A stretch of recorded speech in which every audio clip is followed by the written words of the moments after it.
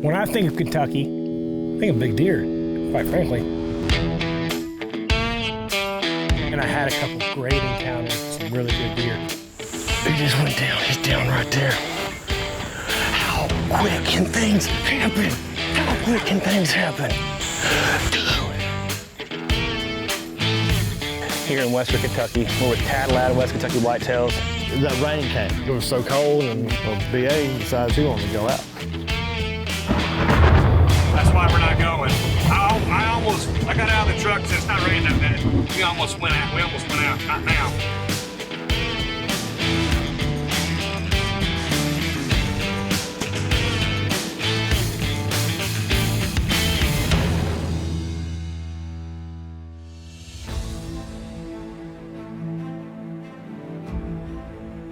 When I think of Kentucky, I think of big deer, quite frankly.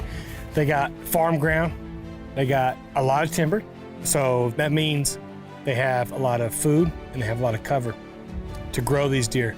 This will be my first time in Kentucky, not knowing anything about it. Never really thought about Kentucky. The culture of Kentucky is they get 1 buck per year, and so they want to make that 1 buck count. So when I think of people killing deer in Kentucky, I think of big deer. When I first met Tad, I first ever talked to Tad, we had a connection. You know, it's hard to explain, but we had a connection that you can't duplicate. Hearing his story and his backstory, you know, just reaffirms that connection because his story parallels mine in so many ways. My name is Tad Ladd. I am a passionate bow hunter. My first bow hunt was in 1981 when I was 11 years old and have been hooked ever since. And I absolutely love it. My military experience has, I guess for one thing, afforded me the opportunity to meet people from every walks of life. And being an outfitter lets me share that passion with folks who didn't have the same opportunity as I did, living in Western Kentucky, which is obviously a target-rich environment for whitetails. So I met Michelle. My sister was playing a co-ed softball tournament, and she was the captain, had put the team together. And their pitcher wasn't able to throw a strike, so they recruited me to come in as a slow pitch softball co-ed. Guys have to bat left-handed. And she recruited me. I was a pretty decent ball player in my day, so I was able to get the softball over the plate and get some strikes called. We ended up winning the tournament. But Michelle was there with a friend, and she and I just clicked. She was hanging out with me in the dugout, and from that day forward, I don't think we've been separated. Life, you blink, 5 years is gone. You close your eyes for 2 seconds and 10 years is gone. I was told all my life how fast it goes, and you never believe it until it's almost gone. So we probably waited too long, but we got certified as foster parents last year, went through the program. I've had a number of children in our house, and this has been the biggest blessing of our life. Presently, we have an infant, which with the possibility of leading to adoption, and that just excites us beyond all possibilities. So God has His own time and plan for everyone, and this was our time, I think. We have the same background, we have the same mindset in almost everything we do. I feel like we're kindred spirits in a lot of ways. You know, he's in Kentucky, I'm here in Oklahoma. I actually helped with an outfit, and I really enjoyed it. Yeah, I mean, once you get a little taste of this, I mean, I'm an all-in type guy. Decided that I thought I could give it a run anyway. Had a childhood friend, Timmy Bashir, who acquired a large farm, him and his brother Tyler. I was coached by their father, Johnny, back in the day, playing Little League baseball and very close to their family. Put the land together, and the rest is history. We are a 100% fair chase hunting outfit. We hunt whitetails and do have turkey hunts and offer some predator hunts, basically on a do-it-yourself basis. So we can stay pretty busy the year round. We start hunting the first Saturday in September. That hunt can be very challenging or it can be very easy. The deer, as most good hunters know, are certainly or fairly patternable, I guess, that time of year. Yeah, the velvet hunt is when we start. Then we don't go back into the woods until mid-October. In my experience as a hunter here in Western Kentucky, it's just a tough time, that late September, early October period. But by about mid-October, they're ready to start stretching their legs. And we've really taken some great deer on our muzzleloader hunt. Kentucky has a 2-day muzzleloader season. That's another hunt that we offer. Then we offer the bow hunts in late October, early November. We call them the pre-rut and the rut hunt. Bucks are cruising good in Western Kentucky by that point, and then we roll right into the rifle hunts, which everybody knows is a coveted spot here in Western Kentucky. And we continue right into the late season. We have 7 hunts total, so we're not trying to overpressure our deer. We take 9 to 10, up to 12 hunters on the rifle hunts, so we try not to overcrowd our guests. We want our guests to have a first-class experience. Obviously, our properties are managed year-round. First year I ever hunted Kentucky, Tad actually sent an invite out to the company that I used to work for, and I was the lucky one that got to go on the hunt. And the first hunt I ever went on was a December muzzleloader hunt. And unfortunately, during that hunt, the weather was in the mid-80s in December, and that's just not a good recipe. Never. 2016, I went, and I had a couple great encounters with some really good deer. Actually could have shot a couple really good bucks, but I was trying to showcase Tad the correct way, and I didn't want to shoot something with low light, and so I ended up passing these, really great bucks. So I didn't kill something in 2016. 2017, I go in September. That was the first time I went on a early season hunt in Kentucky, and it was just a smashing success. And we had a great hunt, ended up killing a great buck. Well, another day here in Kentucky, here at Tad Ladd, West Kentucky Whitetails. We decided to slip off into a bottom this evening, but trying to catch these deer coming up out of the bottoms, going up top to the food. And we got a perfect wind blowing right in our face, blowing back toward the direction we walked in at. And hopefully that it stays consistent all night, because if it does, I got a good feeling we're on an old logging road. There's kind of a cut in the timber right here, so kind of an intersection. I don't know, hopefully get something out in front of us in this region. I know it's early, we got here super early today. We're so tight to the bedding. We're going to just sit back and start staring at the timber and hopefully see antlers coming soon. So we'll see, y'all stay tuned.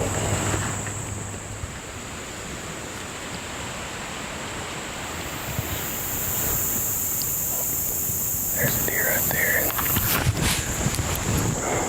Oh yeah, that's a buck. That's a good buck.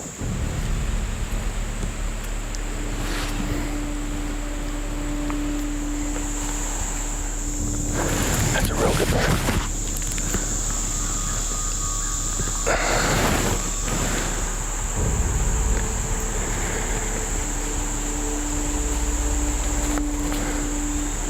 Stay on the one in the front.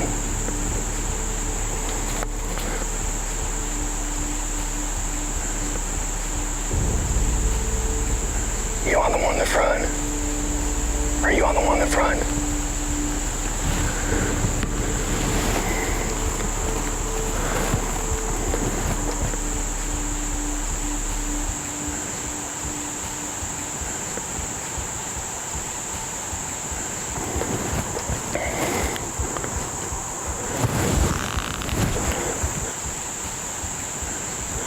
Stay on it.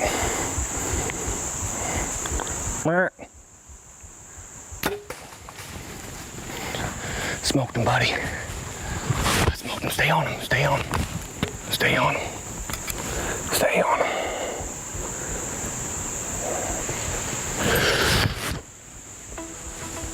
He just went down. He's down right there. Dude. How quick can things happen? How quick can things happen?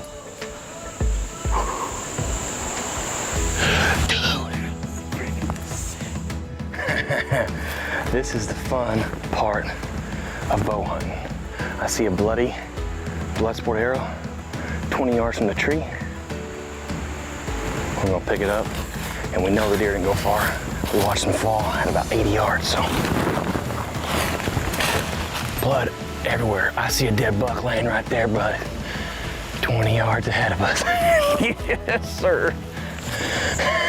What a phenomenal hunt here in Western Kentucky. We're with Tad Ladd of West Kentucky Whitetails, and this week has just been awesome. We've had some great encounters with some younger deer. We had an encounter with 2 shooters last night right after camera light, and to say that I'm excited about this deer is quite the understatement. We got in early today because the deer were actually on camera really early up on top of the hill, which is 400 or 500 yards away. So we knew they were coming from the bottom. We knew that they could be moving early.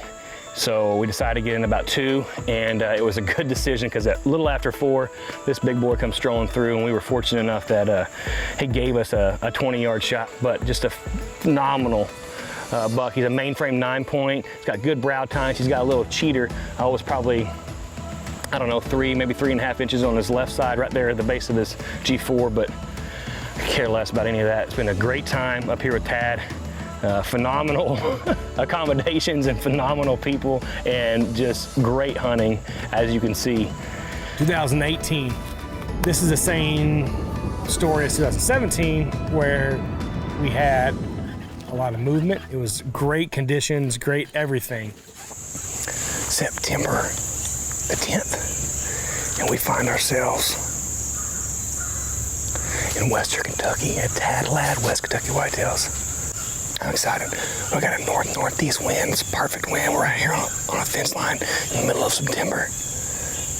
Wind's blowing right in our face. We think the deer are going to be coming from there, walking from the north, going to the south, and walking from the west, going east to a big soybean field, big crop fields to our south.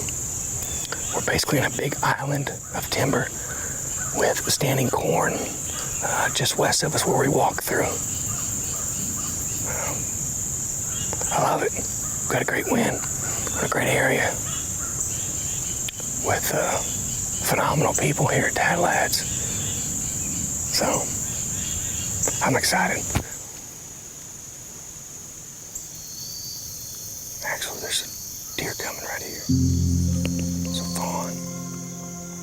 Missed it by 2 minutes.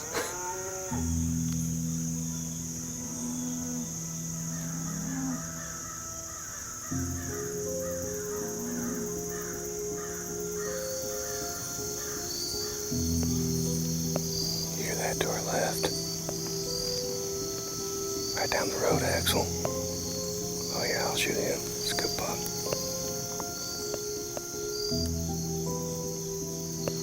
Okay. I'm gonna shoot him.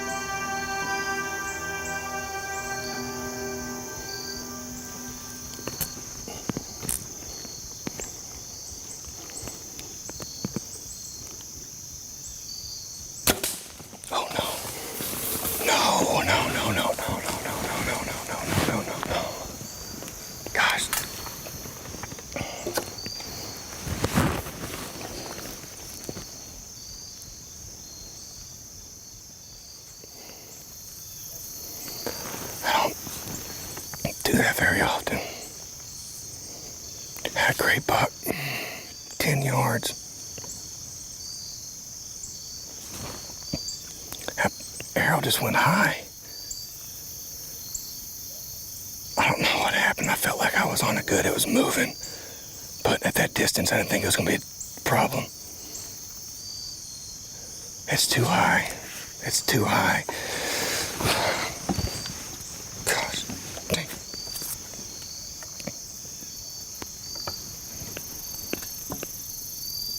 And I mean, it's embarrassing.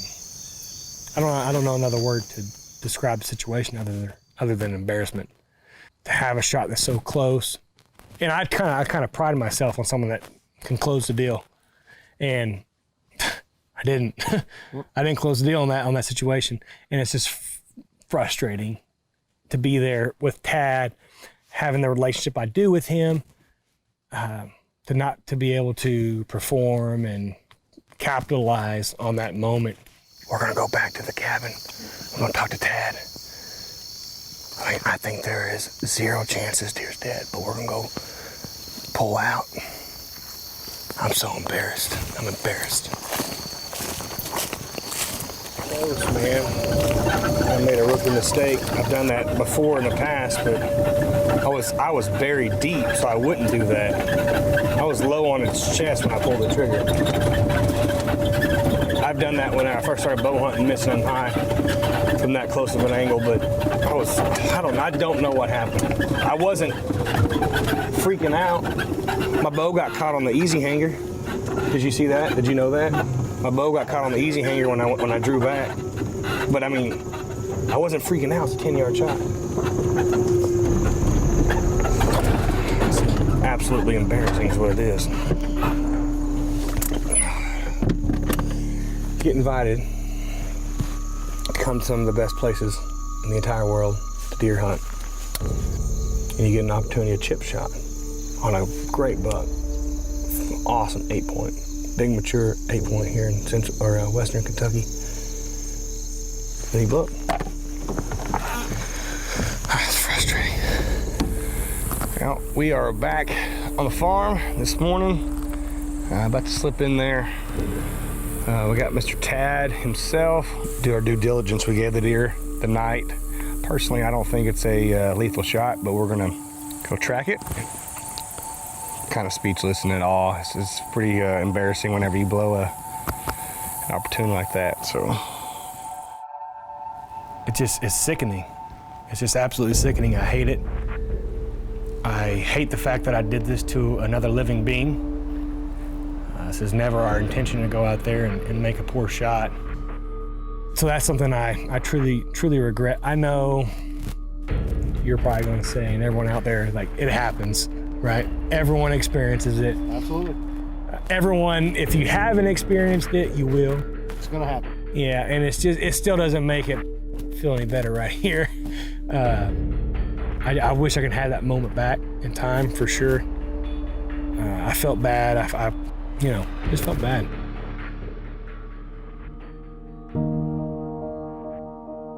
But this time it's going to be late season, which is something that we normally don't do. Normally I try to get up there early. And then if push comes to shove, then I try to get up, if I can't kill in September, then I try to come back later. Right. This time, me and you are going up there and we're planning on trying to kill a buck in December. Right. Which is a lot like early season, where they're patternable, coming to and from food, but it's also the same in the fact that that's heavily dependent on the weather. And luckily we have great weather coming into the sun. Yep. We're actually going to the stand where I unfortunately made a bad shot last year. So hopefully get a little redemption out of the same stand that I was in. As you can tell, it's raining. So the first evening we get up there, saw some bucks, just young, and more does than bucks coming in. So we hunted there. Got a feeling one of us is gonna put some blood on the ground today. And I am actually trying to focus on the spot that I had actually wounded that buck the year before. The buck came back and actually had grown some extra points. Like, he's bigger than he was the year that I shot him, which is, it's not a good tactic to go around wounding bucks. But in this particular case, it worked out. That rain came. And I mean, it was more like sleet. It was so cold, and I mean, it was a big rain. Well, BA decides he wanted to go out. Man, it just is starting to come in some real bad storms exactly when we don't want them to come in. Gosh, it's frustrating. No one in camp is hunting. No people is hunting right now. We can't, I mean, there's no point in going out in a thunderstorm. I hate to lose an evening's hunt. That's why we're not going. I got out of the truck, said it's not raining that bad. We almost went out. Not now.